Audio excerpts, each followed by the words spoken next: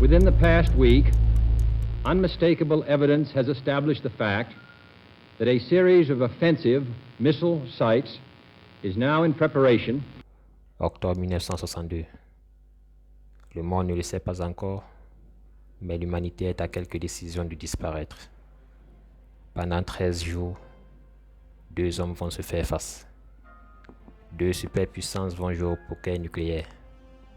Et une petite île des Caraïbes va devenir l'épicentre du danger mondial. Voici l'histoire de la crise des missiles de Cuba.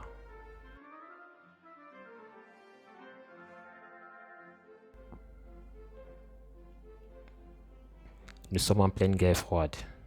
Les États-Unis et l'Union soviétique ne s'affrontent pas directement, mais ils se surveillent, se menacent et se testent. Chacun possède des armes nucléaires capables de raser la planète. La règle est simple. Si l'un frappe, l'autre riposte et tout le monde perd. En 1959, un événement change la donne. À Cuba, Fidel Castro renverse le régime soutenu par Washington. L'île bascule dans le camp communiste à seulement 150 km de la Floride. Pour les États-Unis, c'est une humiliation. Pour l'URSS, une opportunité historique. En 1961, les États-Unis tentent de reprendre Cuba. L'opération est un fiasco total, la baie des cochons. Les exilés cubains soutenus par la CIA sont écrasés. Castro sort renforcé et surtout, il se sent menacé. Il demande alors une protection à Moscou. Nikita Khrouchtchev, dirigeant soviétique, accepte, mais pas n'importe comment.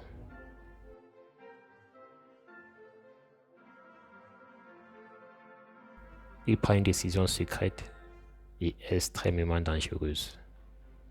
Installer des missiles nucléaires soviétiques à Cuba.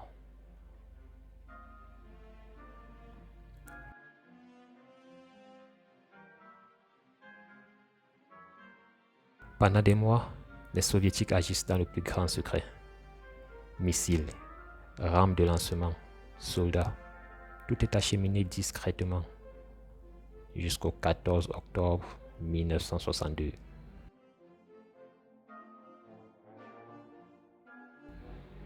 Ce jour-là, un avion espion américain U-2 survole Cuba. Les photos sont développées. Et là, le choc. Des missiles nucléaires pointés vers les États-Unis. Washington comprend immédiatement. New York, Washington, Miami pourraient être détruits en quelques minutes. Le président américain JF Kennedy est informé. La crise commence.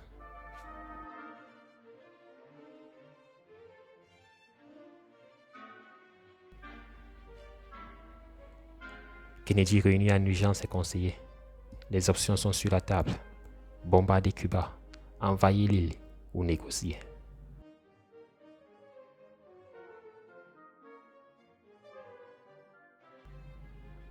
Mais chaque choix comporte un risque terrible. Bombarder équivaut à tuer des soldats soviétiques, ce qui entraînera une réponse soviétique probable et, plus encore, une guerre nucléaire. Finalement, Kennedy choisit une option intermédiaire, le blocus naval de Cuba.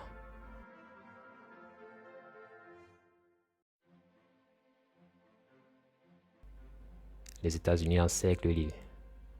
Tout navire soviétique transportant des armes sera arrêté. Le monde retient son souffle. Les navires soviétiques approchent. Les soldats américains ont l'ordre de tirer si nécessaire.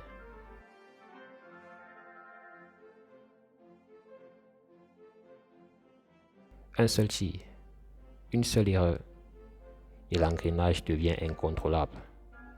Pendant ce temps, Kennedy et Khrouchtchev s'échangent des messages tendus. Les mots sont mesurés, mais la menace est permanente.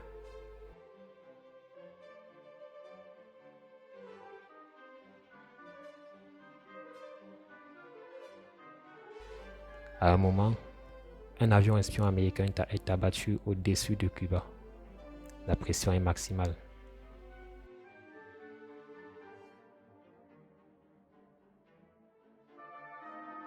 Les généraux américains demandent l'attaque. Kennedy hésite. C'est probablement le moment le plus dangereux de l'histoire humaine.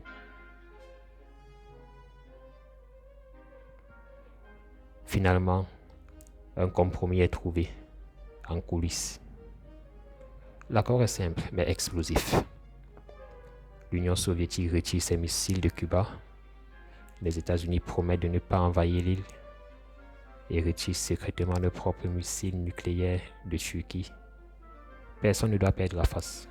Le monde est sauvé, sans même le savoir. La crise des missiles de Cuba laisse une trace profonde. Pour la première fois, les dirigeants comprennent. Ils sont allés trop loin. Un système de communication directe est mis en place entre Washington et Moscou. Le fameux téléphone rouge. La guerre froide continue, mais avec une nouvelle peur, celle de l'anéantissement total. Cette crise n'est qu'un épisode du passé. Elle nous rappelle que des décisions prises dans l'urgence par quelques hommes peuvent engager le destin des milliards d'humains. Pendant 13 jours, le monde a survécu, grâce à la retenue, à la diplomatie et à une part de chance. La crise des missiles de Cuba est la preuve que la géopolitique n'est pas abstraite. Elle est humaine, fragile et parfois terriblement dangereuse. Si tu veux comprendre les conflits qui façonnent notre monde, leurs origines, leurs enjeux et les décisions qui changent le cours de l'histoire, abonne-toi à Conflictique.